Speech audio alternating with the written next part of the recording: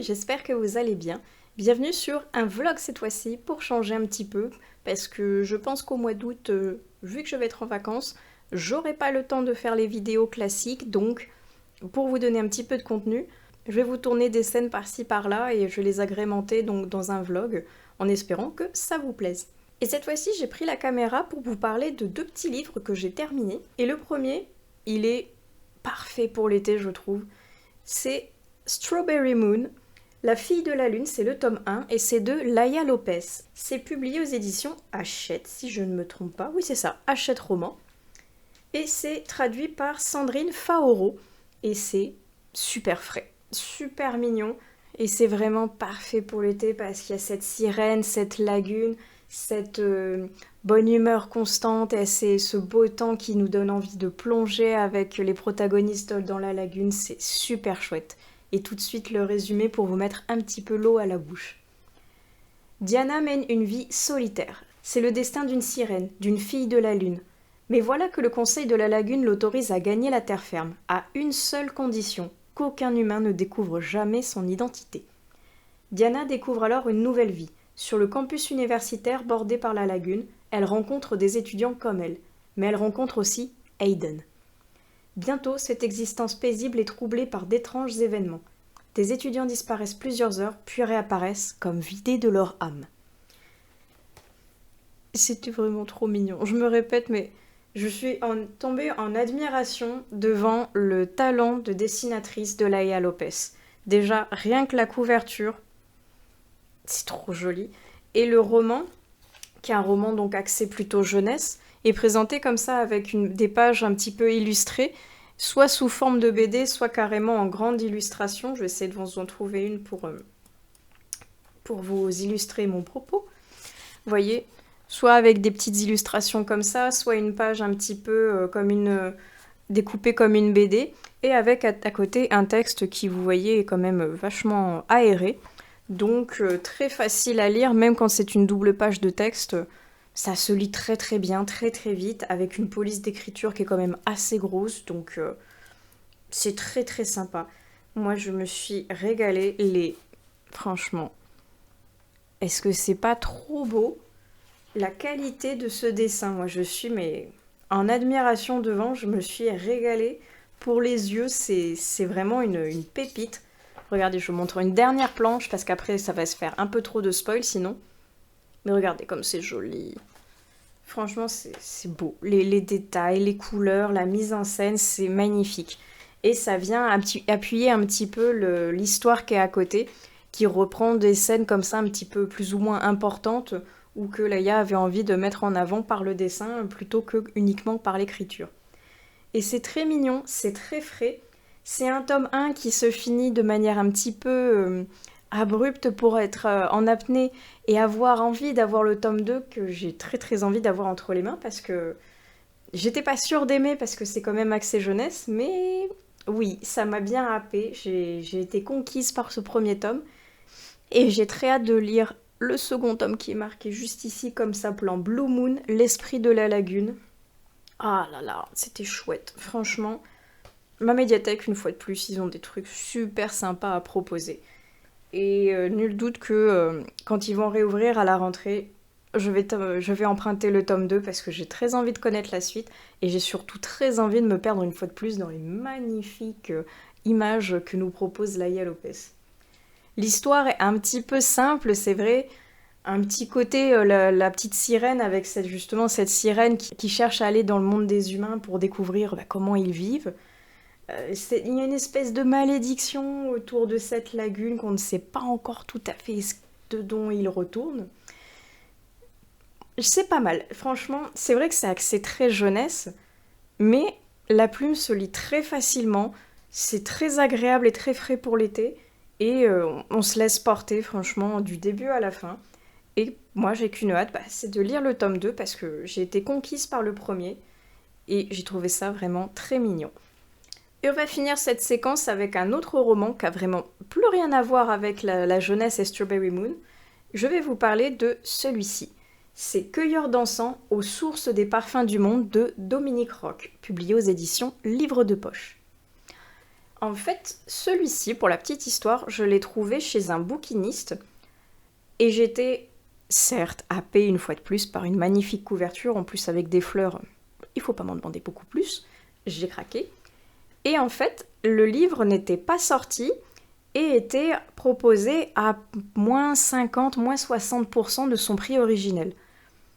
Je ne sais pas comment ils arrivent à faire ça en sachant que c'est totalement illégal et interdit par la loi. Donc, dans le doute, je l'ai pris en me disant si c'est une erreur, ben, elle est en ma faveur parce que le livre n'est pas tout à fait sorti et il a un excellent prix. Et si jamais c'est pas une erreur, c'est pas très bien ni très sympa pour les libraires qui eux sont condamnés à rester bloqués à 5% de remise maximum et à vendre les livres à leur date de sortie et pas avant. Donc les bouquinistes, je ne sais pas comment vous faites, s'il y en a parmi vous qui sont en train de regarder cette vidéo, dites-moi comment on arrive à sortir, enfin comment on arrive à vendre un livre avant sa sortie et à plus de 5% de remise. Je comprends pas. En sachant qu'il y a une loi qui régit le prix du livre, je ne comprends pas. Et on peut même pas le dire que c'est un produit soldé. C'est impossible, il n'était pas sorti et c'est pareil, interdit par la loi. Donc, éclairez-moi. Éclairez-moi parce que je suis curieuse. Et en attendant, pour revenir à Cueilleur d'essence. Moi, il m'intriguait parce que ça va parler de tout ce qui est floral, tout ce qui est essence aromatique, tout ce qui est huiles essentielles et tout ce qui va rentrer dans la composition d'un parfum avec le sourcing carrément, avec Dominique Rock qui va nous emmener voyager à travers le monde avec toutes ces essences qu'il a pu recueillir, sentir, collecter, mettre en œuvre pour créer un parfum. Moi, ça m'intriguait énormément parce que j'aime beaucoup tout ce qui touche au parfum, aux odeurs, à tout ce qui est un petit peu olfactif comme ça. J'aime beaucoup ça. J'aime beaucoup les parfums, j'en ai pas beaucoup non plus, mais beaucoup trop pour ma consommation personnelle en une seule fois. J'ai déjà, je crois, 4 flacons, ce qui est en soi beaucoup trop et assez peu finalement parce qu'il y a tellement de beaux parfums qui avec des odeurs enivrantes qui sortent qu'il y en a beaucoup que j'ai envie d'acheter. Mais je me raisonne parce que, d'un, c'est cher, de deux, ça ne sert à rien d'avoir 53 parfums, je ne peux pas tous les mettre d'un coup, et de trois, ça n'a strictement rien à voir avec cette vidéo. Revenons donc à notre livre Cueilleur d'essence. J'ai adoré. Franchement, c'était un super voyage à travers le monde, à travers les villes, à travers les cultures, à travers l'histoire. C'était incroyable. Dominique Rock, avant d'écrire ce livre, il a été bûcheron, il a été distillateur, il a été planteur de roses, il a été sourceur, et c'est son travail de sourceur qui va nous décrire à travers ce magnifique roman. En quoi consiste vraiment ce travail pour pouvoir arriver au parfum en but ultime? Comment sont récoltées les essences? Comment sont cueillies les fleurs? À quelle période? Avec quel outil? À quel moment savoir s'arrêter pour que la plante puisse repousser sans être endommagée? Tant de questions que finalement, quand on a juste un flacon de parfum entre les mains, on ne se pose pas nécessairement. Il sent bon, certes, mais on ne sait pas vraiment ce qu'il y a derrière, quelles sont les essences qui ont été utilisées, pourquoi, comment elles ont été assemblées, comment elles ont été choisies, comment elles ont été sourcées, et c'est très très intéressant. Moi, je me suis vraiment perdue au cœur d'une histoire qui était à la fois historique, avec une explication de comment les essences en sont arrivées là et comment elles ont été récupérées, collectées, plantées à travers les âges. Une dimension à la fois écologique aussi, avec comment faire en sorte de pouvoir offrir des parfums et des arômes au monde sans pour autant trop tirer sur la terre et créer des pénuries. Comment réussir à faire quelque chose de éthique, de écologique, à des prix raisonnables qui font vivre les personnes décemment dans des pays qui sont parfois très pauvres, voire même dans des situations catastrophiques. C'est très intéressant. Point de vue géographie, on en apprend plein. Point de vue culture, on en prend plein les yeux. On a l'impression qu'à chaque chapitre, une explosion d'odeurs et de saveurs et de couleurs nous apparaît comme par magie devant les yeux. Et on voyage avec Dominique au gré des senteurs et c'est tellement agréable, tellement posant et plaisant de lire un livre comme ça, qui nous porte vraiment au fil des odeurs sur une découverte incroyable, qui franchement, moi, m'a vraiment fait voyager. J'ai adoré cette lecture, c'est une excellente découverte. Donc c'est vrai que je l'ai eu de manière un petit peu étrange, ce livre, mais franchement, je regrette pas, point de vue que je me suis régalée. C'est une très très belle découverte, et franchement, je vous le recommande si vous voulez voyager, si vous voulez apprendre plein de choses, si vous êtes fan des parfums et que vous voulez connaître un petit peu plus sur leur composition, sur leur manière de procéder pour être créé, lisez-le. Il est génial, il est envoûtant, il donne envie d'aller sentir le monde en bas de sa porte avec les fleurs, avec l'air, avec les paysages.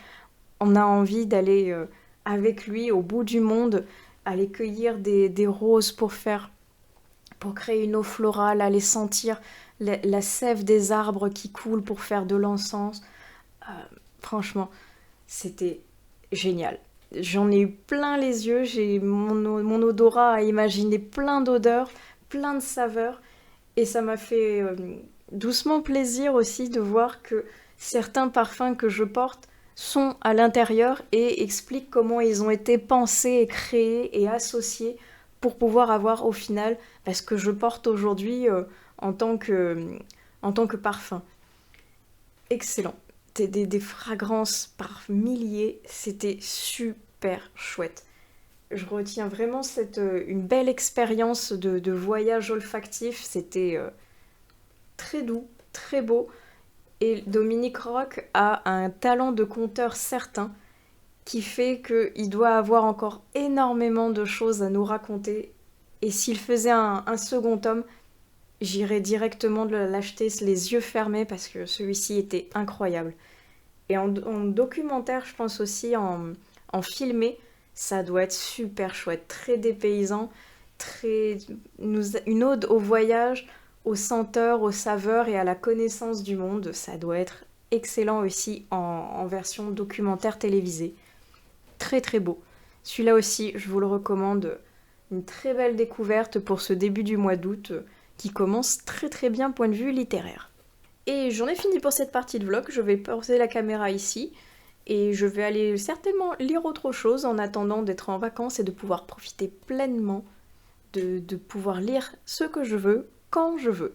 En attendant, je vais aller travailler et chercher un nouveau livre à découvrir.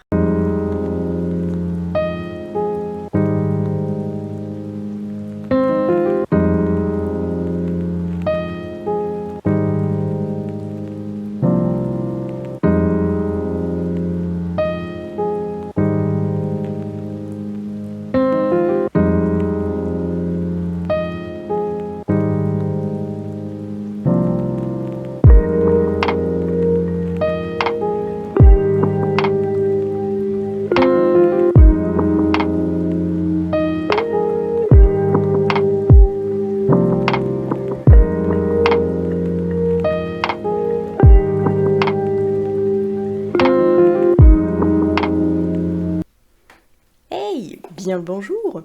Je vous reprends pour une nouvelle séquence très très courte pour vous parler de deux petites choses. Et la première, c'est donc le livre que vous venez de voir, 47 cordes de Timothée Le Boucher. Alors, c'est un gros bébé, je m'y attendais pas, je savais que ça allait être en deux parties, mais je pensais pas que le tome 1 allait être si conséquent, donc impeccable, comme ça c'est une vraie découverte pour moi parce que c'est le premier Timothée Le Boucher que je lis, et on m'avait vanté la qualité graphique de ce dessinateur, et auteur également. Je suis pas déçue, c'est vraiment super beau. Je vais vous montrer juste une double page pour appuyer mes propos. Déjà, rien que la couverture est belle, mais franchement, le style graphique, je suis conquise. Je vous en montre une seconde pour pouvoir vous montrer à quel point la colorisation, la mise en scène et le trait sont extrêmement soignés, sont très bien pensés, très bien organisés, et ça fait quelque chose de magnifique à la fin. Je peux pas vous faire un close-up complet comme je fais d'habitude parce qu'il y a énormément de scènes dénudées à l'intérieur, et je pense que YouTube va pas être content du tout si je vous montre ça. Donc, Je suis désolée, mais vous vous contenterez de la couverture et des 2-3 images que je vous ai montrées juste à l'instant, parce que j'ai pas le choix, mais sachez que c'est très très beau. Pour ce qui est du résumé, nous avons cette jeune femme que nous avons sur la couverture qui est une métamorphe, c'est-à-dire qu'elle peut prendre l'apparence de toutes les personnes qu'elle désire, juste par sa volonté. Et il se trouve qu'elle tombe amoureuse du jeune homme qui est également sur la couverture, qui s'appelle Ambroise, qui est harpiste. Sauf que Ambroise, il est très renfermé, il est très introverti, il est très secret, et ça l'intrigue beaucoup, cette métamorphe. Et elle cherche à le séduire, mais elle ne sait pas comment s'y prendre, parce que donc le jeune homme est un petit peu renfermé sur lui-même et n'exprime rien de ses émotions. Donc elle va essayer par divers stratagèmes, en prenant diverses formes, de le séduire et de trouver sous quelle forme ce sera le mieux pour l'appâter. Et dans le même temps, on va suivre l'histoire de Ambroise, donc ce jeune harpiste qui cherche à intégrer un orchestre et qui va rencontrer par hasard une grande cantatrice célèbre qui va lui proposer un marché.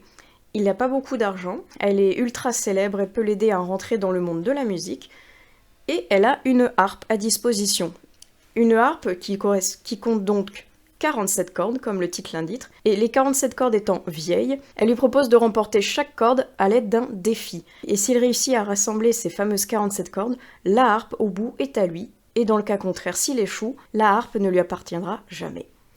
C'est donc la première partie de ce roman graphique, très intéressant, très beau graphiquement, très étrange des fois par une vue graphiquement également, parce qu'avec cette métamorphe qui prend diverses têtes plus ou moins monstrueuses, plus ou moins allongées, plus ou moins étranges. Il y a des moments où j'étais un petit peu perplexe devant le schéma graphique que nous offrait Timothée Le Boucher, mais comme c'est mon premier de cet auteur, je connaissais pas trop non plus. Donc je découvre, j'aime beaucoup graphiquement, j'aime beaucoup l'histoire qui entremêle un petit peu le mystique, le fantastique, le musical, le policier aussi un petit peu avec une enquête dont j'aimerais bien connaître la fin, mine de rien, dans le tome 2. En revanche, il y a un côté que je ne supporte pas, c'est le héros. Ambroise, mais totalement antipathique. Il a une tête assez inexpressive, assez hautaine, qui fait que j'ai envie de le claquer dès que je le vois apparaître. Le problème, c'est qu'il est là tout le temps, vu que c'est un peu le héros. Son caractère est difficile. Il a un passé et des raisons qui font que c'est compréhensible quelque part le pourquoi du comment il est comme ça à présent, mais il est totalement antipathique et ça passe pas. Pour moi, ça passe pas. J'adore le personnage de la métamorphe, j'adore certains autres personnages, notamment la sœur d'Ambroise que j'aime beaucoup également, mais lui, non, j'y arrive pas. Il tire la tronche à quasiment toutes les planches, il peut être imbu de lui-même, il peut être très cassant, il rembarrer les gens sans aucune raison. J'ai beaucoup de mal avec ce personnage-là. Je ne sais pas comment ça va devenir dans le tome 2, même s'il y a un petit peu de l'amélioration au fur et à mesure du tome, sans que je vous dise pourquoi, parce que sinon ça va tout vous gâcher. Lisez-le, parce que franchement, il est super bien. D'ailleurs, je remercie mon frère de me l'avoir prêté. Comme ça, j'ai pu découvrir non seulement Timothée Le Boucher, et valider également une case de mon Ice Cream Summer Challenge, grâce à la lecture de ce tome. Donc, très belle découverte. J'aime beaucoup son style graphique. Je suis curieuse de voir les autres histoires qu'il va nous proposer, et également la suite de 47 cordes quand elle sera disponible. En espérant que Ambroise devienne un petit peu moins tête à claque, parce que ça ne passe vraiment pas avec ce personnage-là. Et avant de conclure cette partie de la vidéo, je voulais vous parler d'un deuxième livre que j'ai semi-adoré, avec beaucoup de adoré quand même. Je m'explique. Je vais vous parler de celui-ci, qui s'appelle Green Urbex. Le monde sans nous. C'est de Romain Veillon, avec un préface de Sylvain Tesson, le tout publié aux éditions Albin Michel. Et le code barre également présent ici vous prouve qu'une fois de plus, je l'ai trouvé à ma médiathèque. Oui. Green Urbex. J'ai sauté dessus parce que je suis archi fan d'Urbex. Autant en tant que spectateur qu'en tant que pratiquante, parce que je fais les deux, et j'adore faire les deux. J'adore voir les images, voyager à travers un livre comme celui-ci qui nous permet de nous évader à travers le temps à travers les époques et à travers la nature qui reprend ses droits sur des lieux complètement oubliés du public. Et j'aime également pratiquer cette discipline, on va dire, parce que je trouve ça passionnant d'aller visiter des lieux comme ça, oubliés, qui ont une histoire palpitante, peut-être effrayante suivant les lieux, captivante dans tous les cas, et voir comment la nature arrive à reprendre ses droits et comment malheureusement l'homme dégrade ce qu'il a construit lui-même de manière totalement stupide.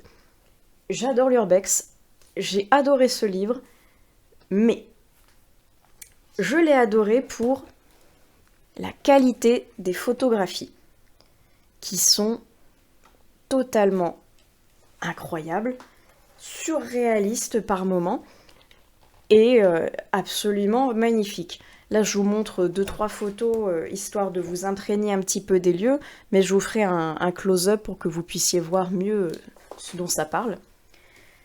Donc, point de vue photographie, j'en ai pris plein les yeux.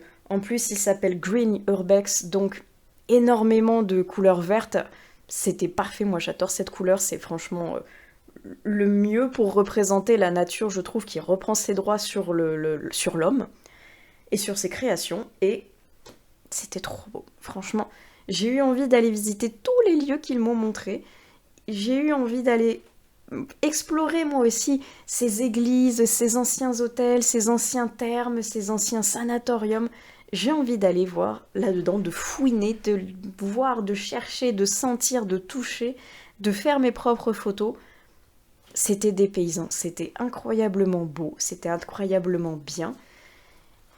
Et j'ai été vraiment plongée au cœur de ces êtres oubliés, au cœur de ces maisons poussiéreuses, au cœur de ces hôtels souillés par la moisissure et par le temps, avec des paysages magnifiques, une nature sauvage qui reprend ses droits, qui dompte l'homme, qui dompte les structures qui ont été construites, et c'était vraiment très beau.